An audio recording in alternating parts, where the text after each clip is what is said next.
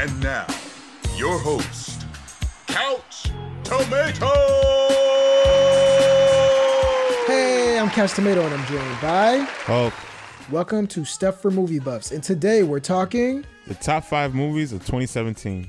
All right, when you say top 5, there's always an asterisk that applies, just like we just did on our top 5 worst movies. I want to explain how we came to the conclusion of our list. So kind of give you our criteria. So similar to our last list, the top 5 is basically movies that I've seen and movies that I feel like I could watch a couple of more times. They're rewatchable and I'm going to remember it past New Year's Day. I just feel like some of these movies are good compared to their peers for 2017, but they're not great movies, you know? So I feel like with the top 5 list that I've created, these are movies that some of them, they recently came out, but I've already seen them more than 3 times. And I plan on seeing them more in the future.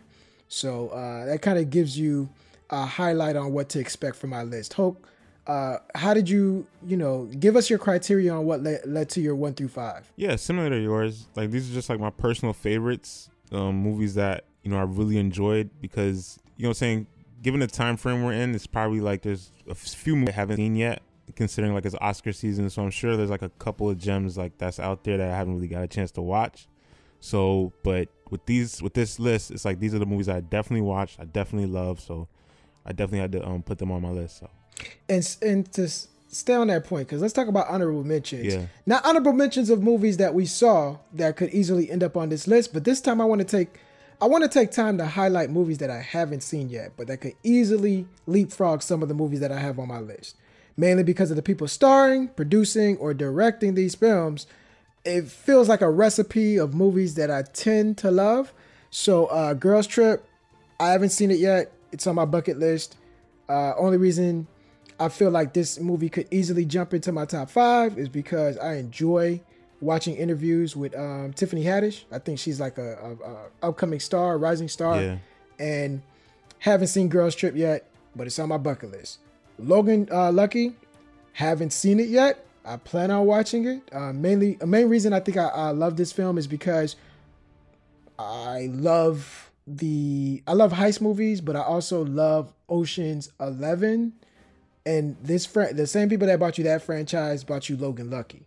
So to me, that's a recipe for success. So can't wait for that. And then the last piece is Dunkirk. Haven't seen it yet, but after Interstellar, I feel like Chris Nolan could do no harm. So and his catalog is just tremendous and it only gets better. So with Dunkirk, I think at the time when it was in theaters, I didn't watch it in theaters. I think so much stuff going on. I think one of my children must have been sick. But also now it just was recently released to the Blu-ray. The holidays have been hectic, but it's something I plan on watching in January since there's nothing to watch in theaters in January. So what about you, Hope? Oh, with me, similar to yours a little bit. Like I have Girls Trip. Like you said, I haven't really watched it, but I've heard such great reviews about it. And considering like it was such an underdog movie, like as far as the budget, its release date and all that stuff, people was not expected to be such a big movie, but it did. So it overperformed. And like you said, Tiffany Haddish is such a bright star in this. Like she's gonna go far. So I really want to see like what made her, gravitate, really captivate everyone's attention. Another movie I have on my list is The Founder, ironically, because it's funny because I recommended this to you because I thought you haven't seen it yet because like I've been hearing such good things about it, but then you was like, nope, I've seen it. So I was just like, okay. Yep. Been there, done that. I know. And for those folks who haven't watched it, it's on Netflix. Add it to your queue. It'll make a great watch. And with that, let's jump right into our top 5. You don't mind if I go first, right? Nah, go ahead. You kind of spoiler alerted my list because The Founder is my number 5. It's the 5th best movie that I've seen in 2017. It has a January 20th release date for the US, even though it feels like it came out in 2016. Because I remember seeing this trailer like in fall of 2016 and I just kept waiting for it. Yeah. And I thought it was going to be something like Oscar buzz, but it never was. And that's the creators of the film felt like, okay, it's not going to get any Oscar love because some people look at it as a walking advertisement because it deals with the origin story of McDonald's. And McDonald's is no stranger to creating movies specifically for advertising. So I don't know if you ever see Mac and Me, but yeah, we don't want to relive that. So me personally, I enjoy watching documentaries. Wait, Mac and Me? Wait, Mac and Me has something to do with McDonald's? McDonald's made that movie. It was a walking advertisement. I never knew that. Okay. Yeah. Now it makes sense. McDonald's approached the studio to make a movie about McDonald's, and what they came up with is Mac and Me. Yeah. Wow. I don't know if you watched it recently, but there's a huge commercial in the middle where they have a party at McDonald's, and they're like, it's just advertisement. It's just it's horrible. It's horrible. Oh my gosh. I never So knew this that. movie, Oh, this movie could have been that, but it wasn't. So I mean, and I was saying, I love watching documentaries. So I love learning about things. And I especially love business documentaries because the entrepreneur spirit is something that entertains me. This film had great acting, great insight because you get to see behind the scenes of what was going on that led to one of the most successful U.S. businesses ever. And basically, to summarize this film, the founder chronicles the true story of Ray Kroc, the founder of McDonald's, and how his salesman approach basically helped franchise the burger joints that we know and some of us love. I haven't eaten there in years today, but it's not all fun and games because there's an internal struggle between Kroc and the McDonald's brothers. And if you thought Wolf of Wall Street was controversial, this movie, I've seen this movie 3 times already, and I plan on seeing it a couple of more times in 2018. All right. I got to check it out. Got to, man. Got to. You'll get through it quickly. And you're going to do some research also. The thing I like about this film, it's going to make you want to learn more. Because you know with biopics, you can never tell like who's in the right. But there's interviews online and documentary series where they talk to franchise owners. And they painted the McDonald's brothers to be the villain. And you see that in this movie. I'm not going to spoil it too much to where people who worked at McDonald's didn't like those guys. And then they champion Ray Kroc like he was for the people. So depending on how you look at it, who's the real bad guy. But man, this film it gets down and dirty. And my background is retail. You know, I used to be an account manager for the #1 cookie company in the world. And when I was entry level, similar to him, it was salesmanship. And it was, you would walk into, you know, different accounts being, you know, Walmart, Target, Winn-Dixie, Publix, etc. And you basically sell programming, and he does this with his milkshakes. And I'm like, wow, that's the old school way of doing it. And you just appreciate it more on how he was able to grow that company. So that's my number 5. Let me hear yours. All right. My number 5 is Dunkirk, which is one of your honorable mentions. Like, you really should watch it, bro. This was like honestly one of the best theater experiences I ever had.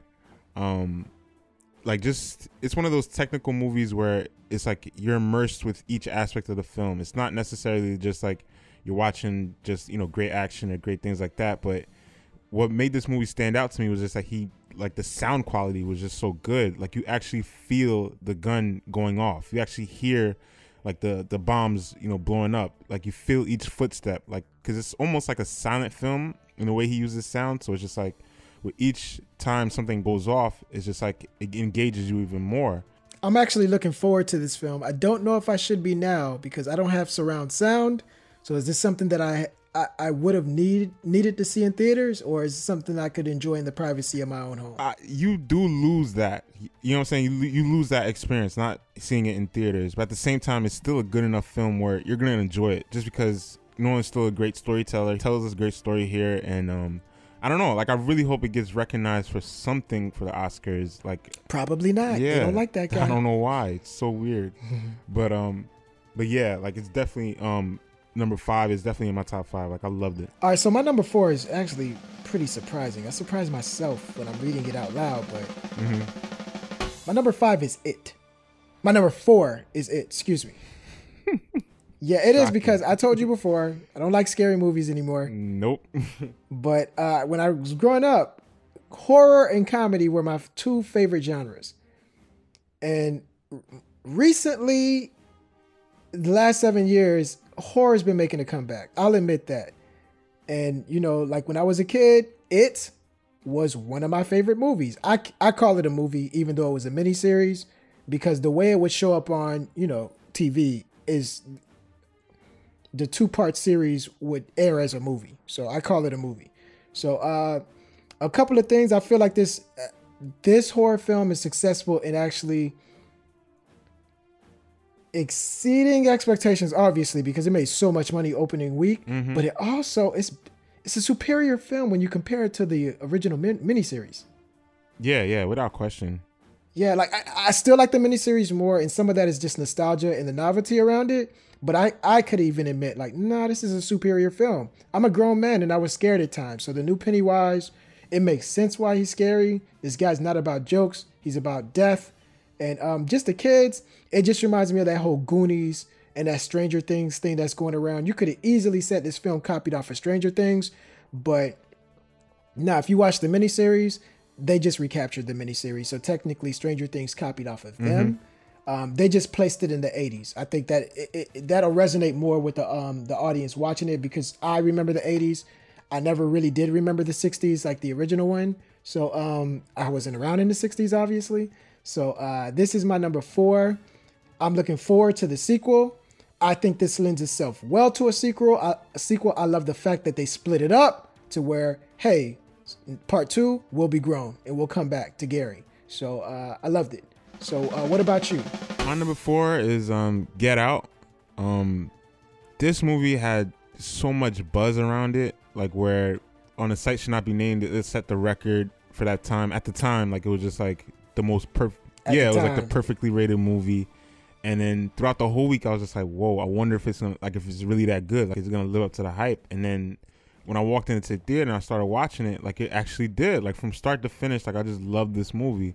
Like what Jordan Peele was able to do, like, he was just, it's like he had like that meta social commentary on what, you know, minorities are going through today, and then the way he used it in the film was just so effective. Like where it's like you're able to identify with the character in a unique way, where it's not thrown at you, where you're not put off by it, or each side is not necessarily offended. You know what I'm saying? Because sometimes it's like when you're trying to put race into it, you have to do it in a truthful way. You have to show racism in a truthful way, in a believable way. He was able to do that, and it like really inspired, you know, it really affected our generation. It really showed us, like, to the point like where this is one of the movies that is just like, it's gonna be a part of pop culture for a long time because it's that good. Like just how, you know, some of the things like the sunken place, like how we use that now today, or just little things like just how it's cemented in time. Yeah. So and you mentioned it. Whenever you put race in a film, that subject matter in movies, you almost expect protests, but when you do it like this, and it's so artful and it's so smart, instead of getting protesters, you get fans. Like I was skeptical because Jordan Peele, I'm like, just nah. You talking about the same guy who bought us that movie about the cat? But you know, like sometimes I know in Hollywood you have to do something you don't want to do to get to a point where you could choose your catalog, and I think that's what happened. It had a perfect storm. You had Jordan Peele riding the waves of his popularity from his skits. Then you also had the trailer that hit, and it had people who weren't movie buffs talking about the movie. Then you had the perfect score on the site that should not be named. It was so much hype, and this could have been a huge failure, but it ended up being extremely successful on a minimum budget, and I think that should be the future of Hollywood. You don't need to spend excess to make greatness, and this movie's great. When it was out, I got a sense, and after watching it, I felt that way when I watched Avengers and when I watched Matrix. Like, you knew you were watching something special, and it was going to be around in pop culture for a long time, and I get the sense from that movie. Oh yeah, definitely. So who knows, this may or may not end up on my list later on down the road, but we'll see. So that was your number 4, right? Correct. All right, let's move on to the Trey Day. So with number 3, my second favorite director, Baby Driver. I love this movie. I expected to love this movie. I believe Edgar Wright could do no wrong. He's my second favorite director in Hollywood, next to Quentin Tarantino. Those guys are friends, and I believe that they riff off of each other every once in a while. But it was released this year. I think it has like the highest rating for a heist film of all time on the site that should not be named.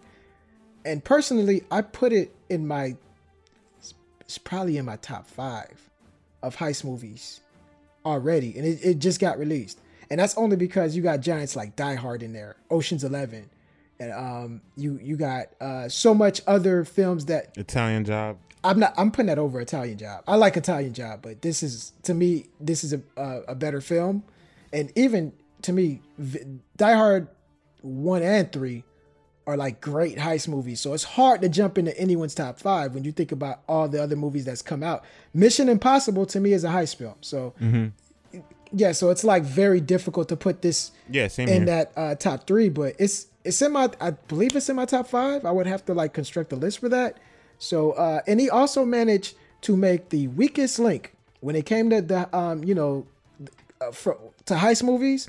I always felt Getaway Drivers were just like throwaway characters who were just too weak to hold the gun and, do some heavy lifting and say, put the money in the bag. He made the driver. And that's how they're normally portrayed too. Yeah. It's usually like the guy that's The scaredy cat. Oh, I'm scared. Yeah, like you know who the driver was on Ocean's 11, right? What's it? It's the weakest characters. It's the brothers. Yeah, the brothers. Yeah. Yeah, so it's like I love them. But they're the comic relief in a room full of comedians. They're like, you could have easily had Bernie Mac be your weakest link, but they chose to make the driver the weakest link. That's always the cliche with getaway drivers. They're always arguing, always like distracted. Exactly. So I mean, this made him the coolest character. Other than the Fast and the Furious franchise, because all of them are getaway drivers. But and another thing was, it reminded me how great of an actor Jamie Foxx is. Yeah. I forgot because he releases garbage every once in a while. And I do believe there's a huge blemish now because of the allegations surrounding Kevin Spacey. So a lot of people won't watch this because of that, but it actually helps with the film because you're supposed to hate his character. But watch it if you haven't, and if you watch it, the first thing you're going to think of is what would have been if he would have finished directing. Oh, yeah. This is my same number 3, and just to piggyback off what you're saying, like, I really want him to get, a comic book film, like, someone cast him, because he's that good of a director with action and all that stuff. So just imagine what he could do with, all these different technical effects and CGI and all that stuff. It would be really fun to see an Edgar Wright comic book movie. So yeah, Baby Driver is up there for me too. I would love it. And if it's not a comic book movie, I'll settle for like a big property like a Star Trek. He'll be perfect for Star Trek. I believe he deserves it. Fun fact, he directed one of the shots for Abrams' Star Trek, the first one. Mm-hmm. So yeah, like he already has that in his back pocket. So I definitely think bigger things to come. After watching this, because he's not spending a lot of money on his movies, but he has such a cult following. I think people, it's to the point where not as big as Christopher Nolan, but when you put his name on it, he has his following that'll support the movie blindly. That's the same thing with me. Like I didn't like the driver in this movie prior to this film because all I kept thinking of, that dude from Divergent, pass. So, but I saw Edgar Wright's name on it, and I'm like, oh, it's Edgar Wright. I'll watch it for the homie. So, yeah, like he has his own cult following. So that's awesome. So moving on to number 2, we'll get through mine quickly because my number 2 is your number 4. So I loved Get Out a little more than you did. So yeah, like I think that's, you could argue it's the best film of the year. Mm-hmm. Like if I take my feelings out of it, it's the best constructed film of the year. I just have another film that I personally like a little bit more than it, but it's history, man. They've already got college courses around this thing, so it was different. I think Peele is going to be around for a minute, and we're all going to point back to this where it's like, nah, that's when he like threw a grenade in Hollywood and set it off. So I got that as my number 2. Now let me hear your number 2. Wonder Woman. I knew it was coming. Yeah, I love this movie. And it's like, looking back on it, like it low key saved like the DCU, considering like what I think you meant to say high key. Yeah, high key. Yeah, it definitely saved the DCU because given the tragedy that is Justice League, the fact that you have Wonder Woman, the fact that Gal Gadot is such a star now that everybody loves her, it's like the only reason why they're not like totally scrapping the whole universe. And it really is a testament to what and Patty Jenkins, that whole team, Chris Pine, they did such a great job. And it's like I recently rewatched it again, and like I loved it. It felt like I was in a theater again. Like the comedic timing still was there, the action still holds up. Like it's just one of those movies where like I really appreciate and love, and the fact that I can't wait for a trilogy of just her, just doing, being Wonder Woman. Like I loved it. It's basically the best. I think it's the best comic book movie of the year. Some people like Thor Ragnarok better. I just think when you look back 10 years from now, this is going to be more memorable than Thor Ragnarok. I don't have it in my top 5. I don't have any movies in my top 5 that are comic book movies this year. If it weren't for this movie, I would say that this year was extremely overrated when it came to comic book films. I think the movies that came out this year were good, not a lot of them being great. So comic book movies I'm talking about. So this is one of them. I was like, you know what? It gets better with time because I liked it. I loved it when I saw it. I saw it 2 times since then, and every time that I've seen it, it's held up. I'm like, oh, this is not getting boring. Oh, this is real good. This is going to be a classic. This is where we're going to look back and say, oh, let's save the DCEU. So no problems with that pick there. My number, that's your number 2. So now we're going to number 1. Can I go first? Yeah, go ahead. I was waiting. My number 1 is a sequel. And when you think of sequels, they should rarely, make people's list because they're so cliche. People hate them. Yeah. This movie is one of the most cliche films ever.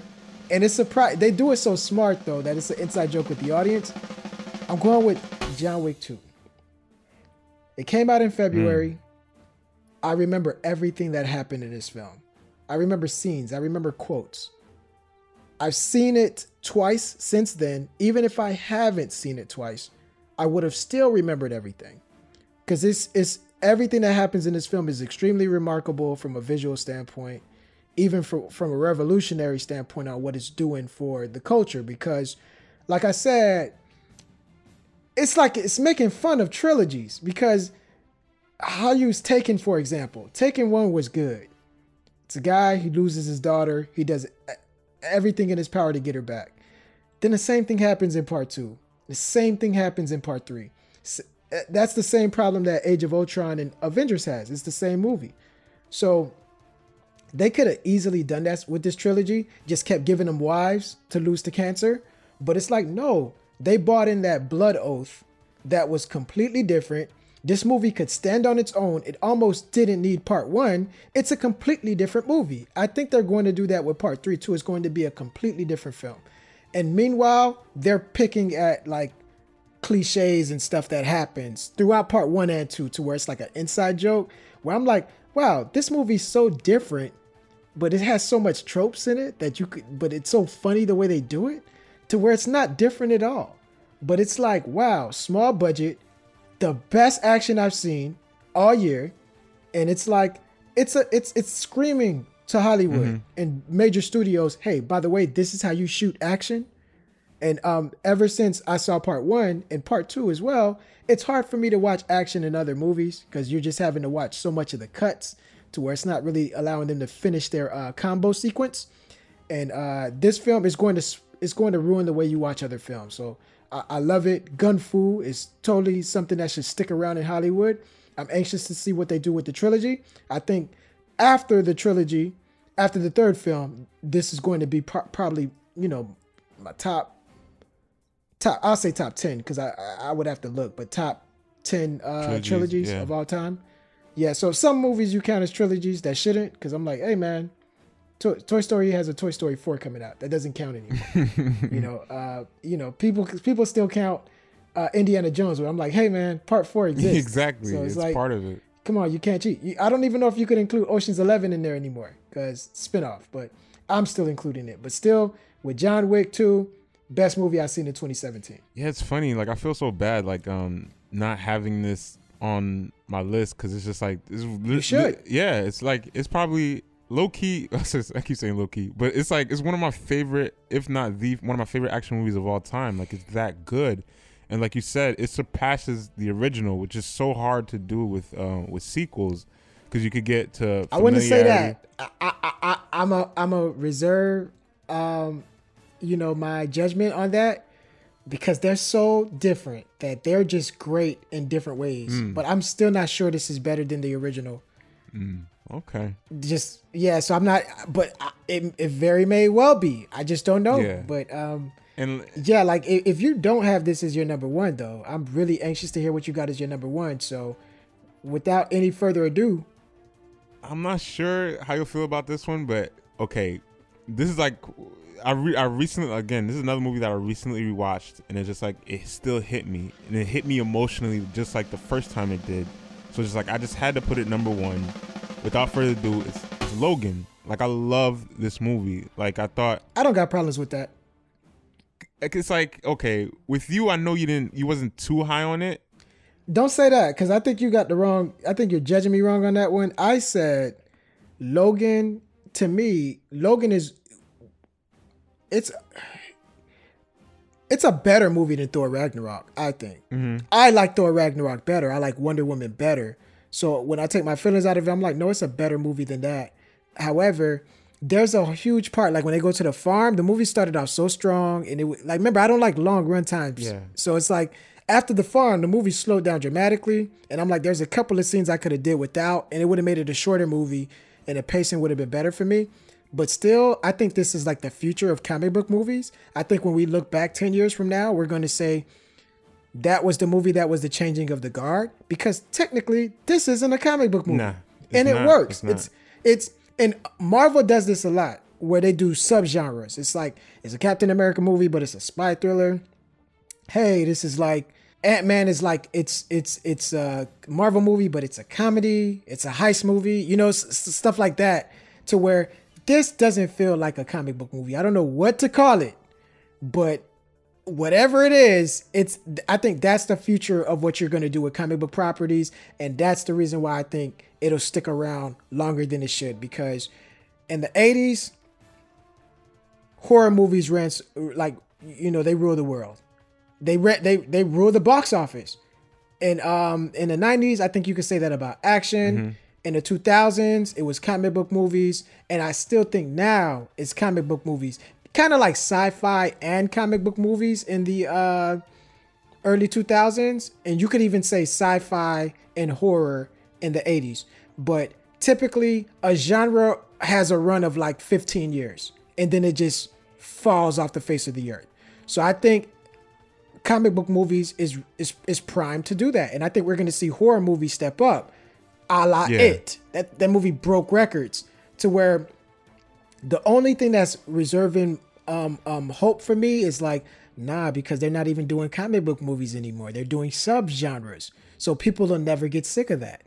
Because you could, like, if people hate comic book movies, they still love spy thrillers. They still love heist movies. They still love action movies. They still love romantic comedies. Or they still love teen dramas, which Spider-Man showed you they could do that. They remade an 80s, that's like 80s teen movies, what they did with that. So I'm like, wow, this may never get old. Who knows?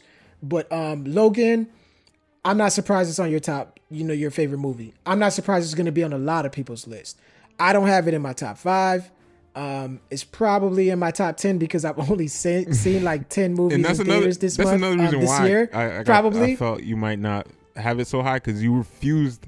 I remember you refused to watch it in the theater. I was like, no, the trailer is really good. You were like, nope. Yeah, man. And I was wrong. I could have seen it in theaters and I would have been okay. Like if I had to switch a movie, I'm still scratching my head. Like, why did I pay to go see...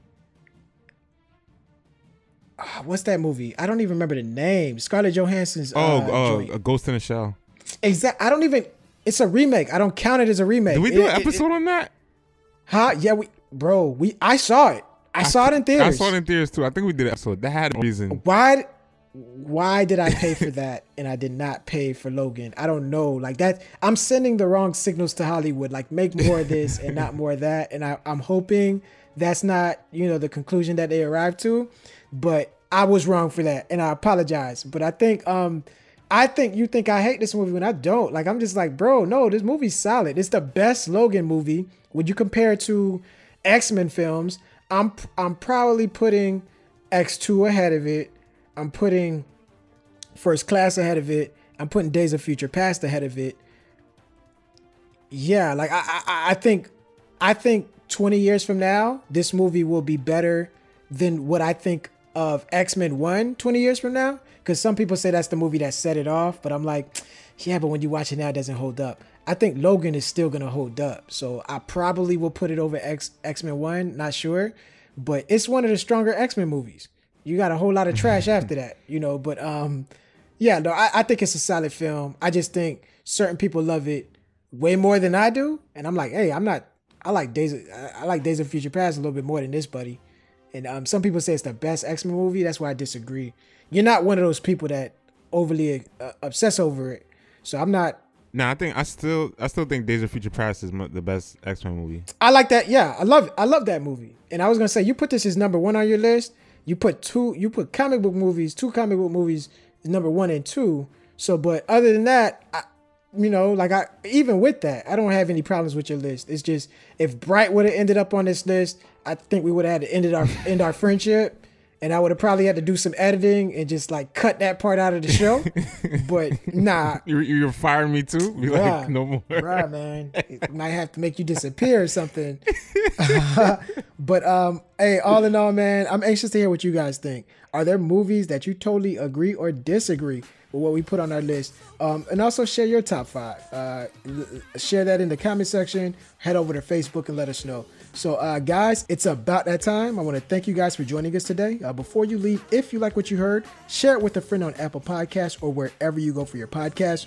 Don't let this be the last time we hear from you or you hear from us. Support the show and become a sponsor by visiting our Patreon at www.patreon.com/CouchTomatoFilms. Also, join us next week and check the show notes on where to find us weekly. It's Couch Tomato Films on YouTube, Facebook, and Instagram, and Couch Tomato Film on Twitter. Other than that, peace.